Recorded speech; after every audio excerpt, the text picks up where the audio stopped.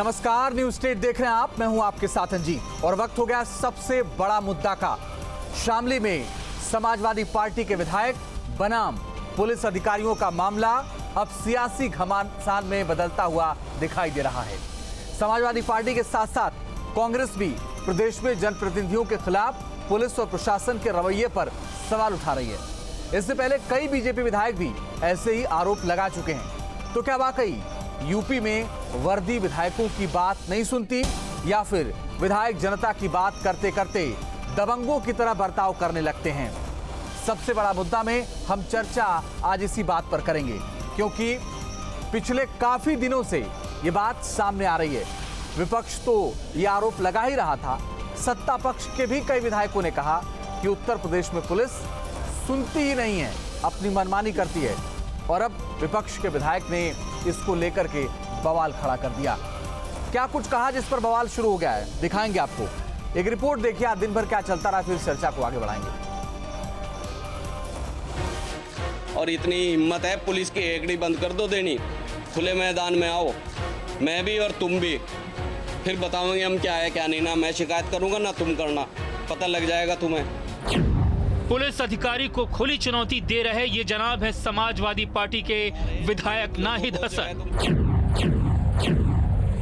नाहिद कैराना के विधायक हैं और वो आपकी दबंग छवि वाले नाहिद शामली पुलिस से खासे नाराज हैं कि आपका टाइम भी नजदीक है, कहीं ना कहीं तो भुगतना पड़ेगा। ये तो यही वजह है कि पहले तो इन्होंने कोतवाली पहुंचकर हंगामा किया, पुलिस अधिकारियों पर जमकर बरसे और फिर जनप्रतिनिधि की गरिमा को तार तार करते हुए पुलिस अधिकारियों को धमकी देने लगे। फिर बताऊंगा मैं तो क्या है प्रेमी राणा, पुलिस की तो दोस्त है जो बदतमीजी कर रहे हैं।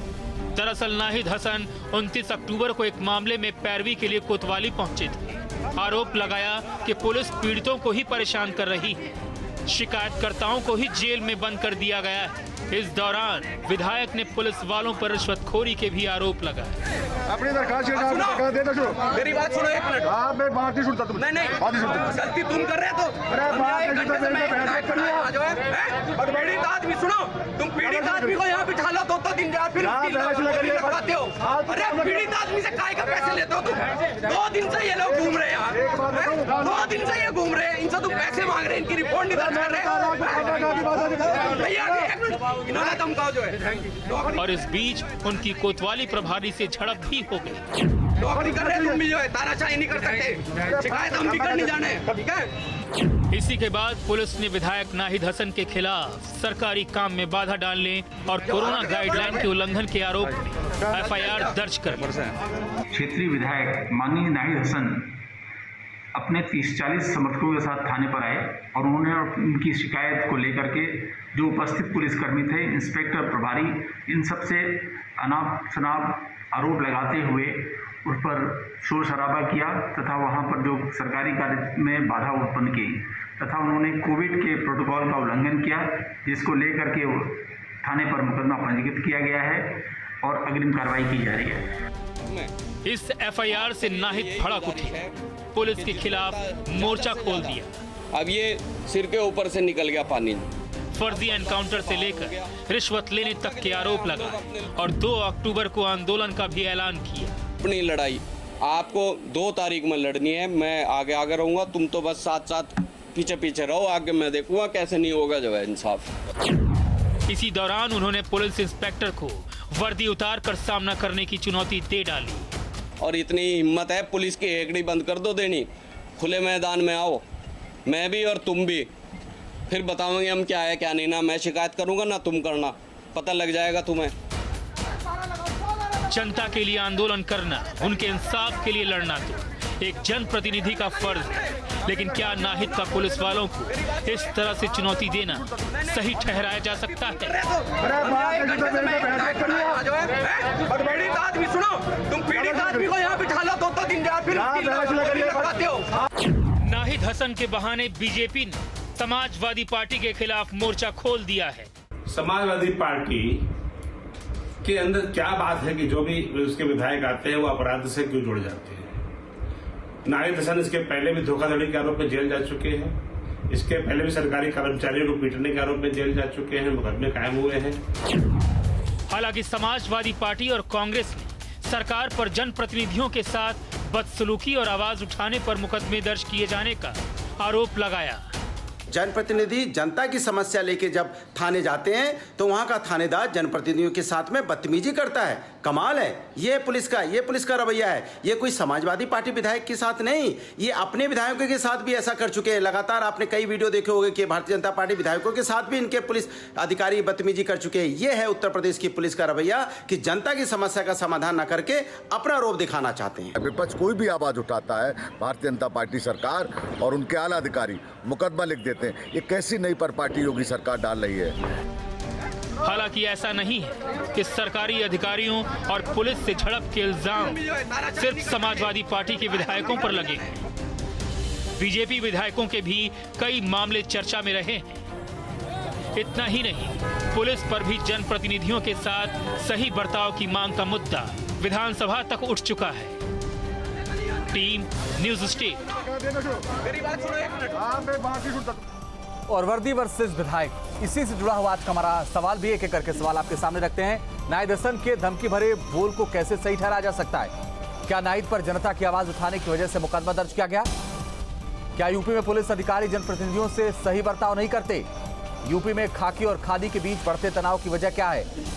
विपक्ष पर राजनीति का आरोप तो सत्ता पक्ष के विधायकों का विरोध क्यों? और इसी पर बात करने के लिए मेरे साथ समाजवादी पार्टी के प्रवक्ता आईपी सिंह साहब जुड़ रहे हैं। मेरे साथ कांग्रेस नेता साहब खान साहब जुड़ेंगे, बीजेपी के प्रदेश प्रवक्ता संजीव मिश्रा साहब जुड़ेंगे, उत्तर प्रदेश के पूर्व पुलिस अधिकारी विभूति नारायण जी मेरे साथ जुड़ गए। आप सभी का बहुत स्वागत है। मेरे सहयोगी अभिषेक भी जुड़ गए। लेकिन आईपी सिंह साहब, पहला सवाल आपसे, संविधान के तहत एक विधायक का चुन के जाना विधानसभा में और उस विधायक का यह कहना कि आओ मैदान में देख लेंगे, ये शोभा देता है क्या?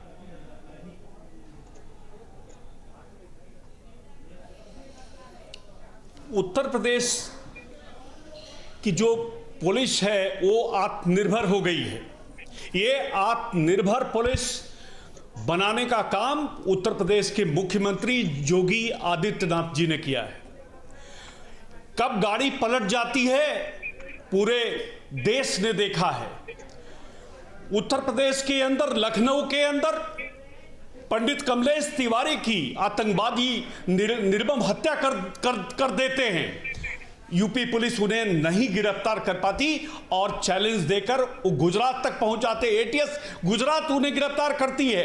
आज रिश्वतखोरी की देखा जाए तो उत्तर प्रदेश के थाने जो है केंद्र बने हुए हैं। अभी बहराइच के अंदर कप्तान और एक इंस्पेक्टर के अंदर जो बातचीत है वो पब्लिक डोमेन में आई है। चर्चा हो रही है उसकी कि किस तरह से लेन देन की बातें हो रही हैं।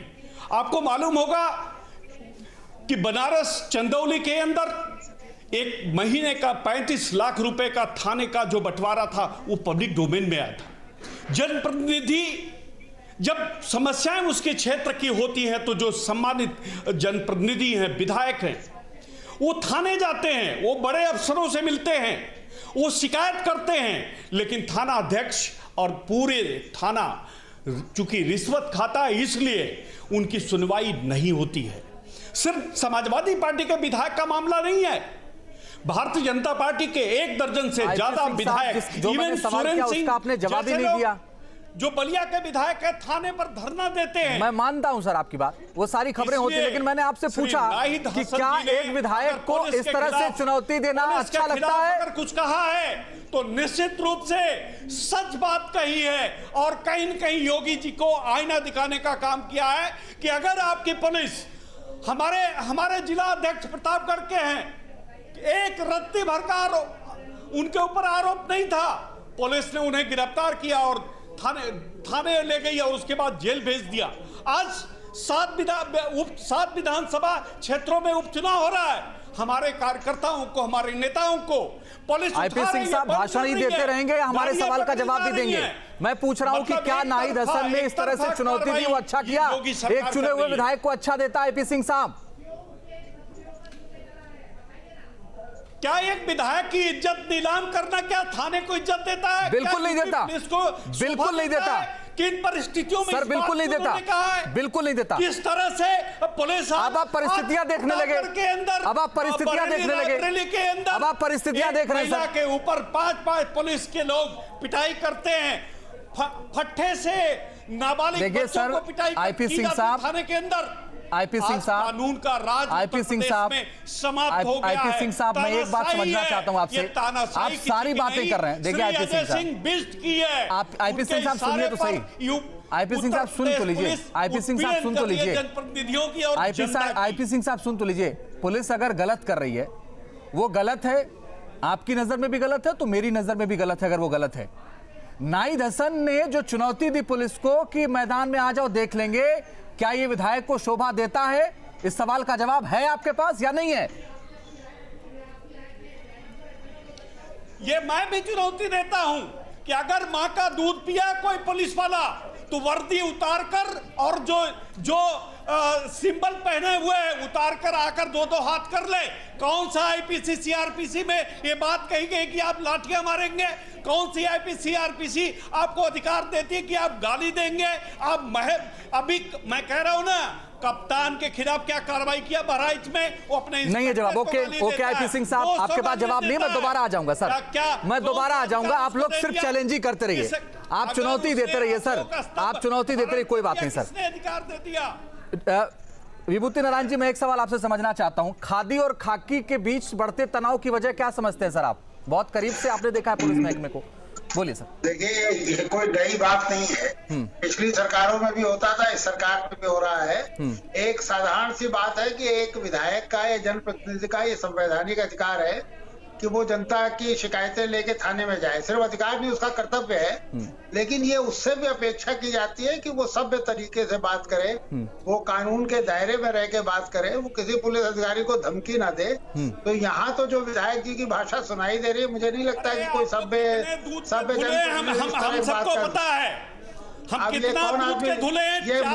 चार निर्दोष चिल्ला रहा है जनता के ऊपर 40 पुलिस वाले लाठी बरसाते हैं। कौन सी आईपी सिंह साहब सुन तो लीजिए आप उनको। दूध के धुले आप लोग हैं। आईपी सिंह साहब सुन तो लीजिए उनको। क्या ऐसे लोगों का सुनना है? इन लोगों की कार्रवाइयां देखी नहीं हमने। मुझे लगता है कि देखिए, बिना पढ़े लिखे आदमी को आपको नहीं बुलाना चाहिए अपनी इस तरह की चर्चाओं में। ये आदमी पूरी तरह असभ्य, बिना पढ़ा लिखा लग रहा है। क्या चिल्ला रहा है? या तो फिर मुझे मत बुलाइए। ये इस तरह की सभ्यता की बात कर रहा है, आपको गुमान है, ये असभ्यता की बात कर रहा है। आप कितने पढ़े लिखे हैं? इससे कहिए चुप रहे और सुने दूसरे को भी। आईपी सिंह साहब दूसरे को भी सुने। तुम वर्दी में नहीं हो, वर्दी में नहीं हो विभूति। ठीक से बेहूदी बात कर रहा है यार, ये बेहूदी। देखिए ये अभी आईपी सिंह साहब की आवाज बंद करिए, एकदम तमीज से अभी बंद करिए आईपी सिंह साहब आवाज, आईपी सिंह आवाज बंद करिए।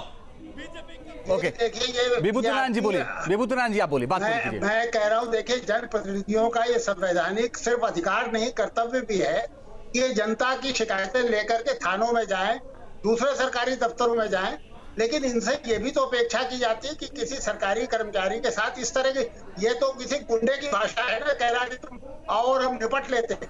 भाई निपटने की क्या जरूरत है? ये कानून के दायरे में रह करके आप भी कार्रवाई करिए और पुलिस को मजबूर करिए कि वो भी कानून के दायरे में रह के कार्रवाई करे। तो ये निपटने की और देख लेने की और बाहर निकल आओ, ये तो सब गुंडों की भाषा है। मुझे लगता है जनप्रतिनिधियों को ये भाषा नहीं इस्तेमाल करनी चाहिए। ठीक है सर, लेकिन एक बात बताइए, अगर थानेदार पर यह मामला है कि उन्होंने कहा कि जबरदस्ती फंसा के जेल भेज रहे हैं और यह मामला सामने आया कई बार और यह सत्ता पक्ष के विधायकों ने भी उठाया, तो आदमी कहां जाए सर? जनप्रतिनिधि भी कहां जाए, किसके पास जाए? जनप्रतिनिधियों का ये संवैधानिक अधिकार है, उस पर आंदोलन करें, उस पर पुलिस की जो गलतियां हैं उसको उजागर करें। और ये जनप्रतिनिधियों का न सिर्फ ये कर्तव्य है बल्कि उनका अधिकार भी है कि वो इस तरह की बातें उठाएं। लेकिन हर चीज एक कानून कायदे की सीमा में रह के उठाएं। सभ्य समाज में जिस तरह से व्यवहार होता है उस तरह व्यवहार करें। अगर जनप्रतिनिधि इस तरह की भाषा का इस्तेमाल कर रहा है तो फिर उसे पूरी तरह तैयार रहना चाहिए कि दूसरा पक्ष भी ऐसी ही भाषा का इस्तेमाल करेगा। ओके, आईपी सिंह साहब, अब आप जो बोलना चाह रहे थे अब आप बोल लीजिए। बीच में बोलेंगे तो फिर बहस दूसरी तरफ चली जाती। बोलिए आईपी सिंह साहब, बोल लीजिए, फिर मैं सैफ खान के पास जाऊंगा और मेरे सहयोगी अभिषेक भी लगातार बने। बोलिए। सवाल यह है कि बीजेपी का प्रवक्ता, आप रिटायर होने के बाद बीजेपी का प्रवक्ता बनकर आप बात करेंगे? पुलिस का पक्ष लेंगे? जो महाचोर पुलिस है, आप जैसे अफसरों के मेरे आसपास बसे हैं। हजार करोड़ की संपत्ति कहां से आई? ये थाने की वसूली से आती है, ये अवैध धंधे से आती है। और जब ये रिटायर हो जाते हैं तो ये राजनीतिक संरक्षण चाहते हैं, और राजनीतिक संरक्षण के आड़ में तमीज भूल जाते हैं। और अदना सा जो सब इंस्पेक्टर होता है, पुलिस वाला होता है, उसका पक्ष स्टूडियो में बैठकर आपने लोग लेते सुना हैं। नहीं, और एक जनप्रतिनिधि को उंगली दिखाकर गुंडा बता रही है। आईपी सिंह साहब, मुझे आपसे अच्छी भाषा की उम्मीद है। आईपी सिंह जी, मुझे आपसे अच्छी भाषा की उम्मीद है। इस तरह कम से कम अच्छी भाषा में भी अपनी बात कही जाती है। आईपी सिंह साहब, देखिए, आप अगर कम पढ़े लिखे लोगों को क्या कर रहे हैं तो आईपी सिंह साहब? अच्छी भाषा में बात कही जा सकती है ना सर। कोई जरूरी थोड़ी है कि कड़वा बोले तभी, उल्टा बोले तभी अपनी बात कहें सर। तुम सिलेक्शन पा गए, इसका मतलब नहीं कि तुम पढ़े लिखे। अरे ये बेहुदा कौन है? चुप करो यार, एक मिनट, तो मैं जा रहा हूँ। नहीं आप विभूतिनाथ जी, आप बने रहिए। नहीं आईपी सिंह साहब, अगर माफ करिए आईपी सिंह साहब, अगर आप गलत भाषा बोलेंगे मैं आपके एक मिनट विभूतिनाथ जी, एक मिनट। आईपी सिंह साहब, अगर आप सही भाषा का इस्तेमाल करते हैं तो आप प्रोग्राम में बने रहिए, वरना मुझे माफ करिए प्लीज। आईपी सिंह साहब, मुझे माफ करिए, सही भाषा का इस्तेमाल करिए प्लीज। अगर किसी भाषा से आपको आपत्ति, आप बीच में बोलिए, कोई दिक्कत नहीं, लेकिन आप सही भाषा का इस्तेमाल करिए। मुझे अभिषेक एक बात बताइए, मुझे नाहिद हसन ने कहा कि खुले मैदान में आ जाओ। हमने देखा पिछले दिनों कई आरोप नाहिद हसन पर लगे थे, लेकिन एक जनप्रतिनिधि होने के नाते उनका अधिकार है, वो जा सकते हैं थाने, वो अधिकारियों से मिल सकते हैं। लेकिन जो थानेदार का रवैया था, उसके बाद जो नाहिद हसन का रवैया था, वो दोनों ठीक नहीं था। देखिए अंजीत, इसे बहुत गहराई से समझना होगा।